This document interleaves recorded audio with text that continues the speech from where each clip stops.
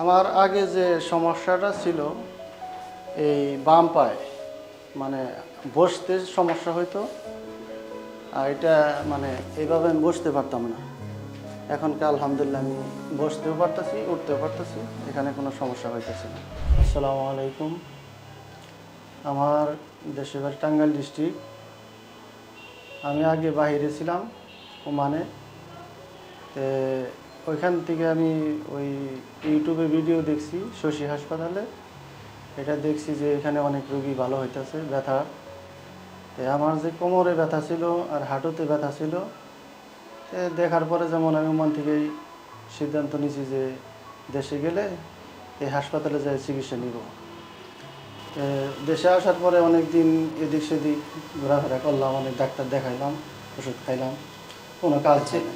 এখানে আসার আগে আপনার যে কোমরের সমস্যা, পায়ের সমস্যা, উঠা বসার যে সমস্যা ছিল কি আপনার? হ্যাঁ, এই হাসপাতালে আসার আগে আমি এমবিবিএস ডাক্তার দেখাইছি ময়মনসিং, ওইদিকে দেখাইছি, আরও এক্স রে করছি, করছি, কোনো কাজ হয়নি। তারপরে লাস্টে শশী হাসপাতালে আসলাম যে আমার কোমরে ব্যথা আর হাঁটুতে ব্যথা। হাঁটুতে ব্যথাটা যেমন বসতে পারতাম না, বসতে গেলেই ওই সিরিক মারতো। এখন তো বসতে পারেন না? এখনকার আলহামদুলিল্লাহ আমি বসতে পারি। আচ্ছা, ওইটা একটু দেখান তো। ওইখানের এখন সিরিক দেয় না। আর আমার এখন ট্রিটমেন্ট তো চলছে মাত্র 10 দিন। 10 দিনে আপনার ইমপ্রুভমেন্ট কত? স্যার বলছিল 1 মাস ট্রিটমেন্ট নেওয়ার জন্য। এখন আমি 10 দিন ট্রিটমেন্ট নিছি, আলহামদুলিল্লাহ 50% আর কি সুস্থ হয়েছি। কিন্তু হাঁটুর ব্যথাটা ওইটা একবারই সেরে গেছে, খালি কোমর ব্যথাটা 50% আছে।